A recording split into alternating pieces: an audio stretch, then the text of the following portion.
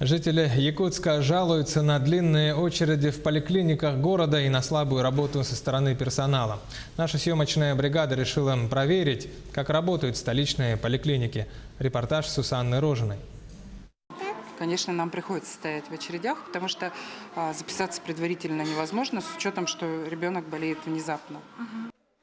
Первые электронные терминалы для записи на прием к врачу в Якутске были внедрены еще в 2010 году. Проект был направлен на повышение сервиса предоставления медицинских услуг, также помог централизовать единую базу.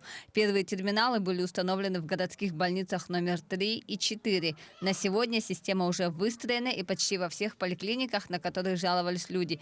Давок и очередей съемочная бригада не застала. Ну, во-первых, очереди сейчас нормализовались, стало все нормально, потому что каждый проходит по талонам и по определенному времени. Это не то, что было раньше. Все записывались, и потом начиналось. Человек ушел, человек потерялся, кто-то занял. А сейчас практически система вся нормализовалась, я считаю.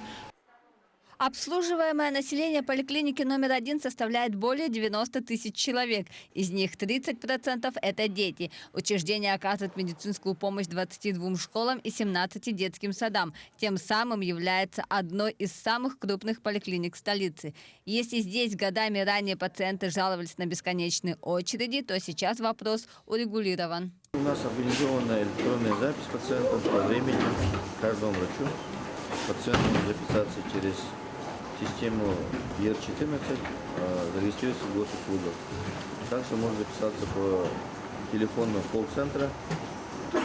Многие пациенты отмечают, что электронная очередь и возможность записи по мобильному приложению и через портал госуслуг намного экономит время пациентов. Помимо этого, во всех медицинских учреждениях работает колл-центр, где каждый может дозвониться и записаться к специалисту.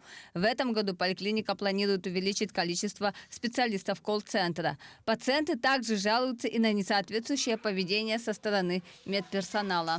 У нас в плане в этом году расширение колл-центра, потому что звонков очень много у нас. В день порядка около 1000 звонков обрабатывается. Поэтому сейчас хотим расшириться. Также в ходе подготовки сюжета поступили жалобы со стороны самих работников медучреждений по поводу задержки заработных плат. С этой проблемой мы обратились к заместителю председателя правительства Ольге Балабкиной. И по ее словам, вопрос находится на контроле, и в ближайшие дни все выплаты будут полностью произведены. Сусанна Рожина, Семен Семенов, Георгий Григорьев, Якутск.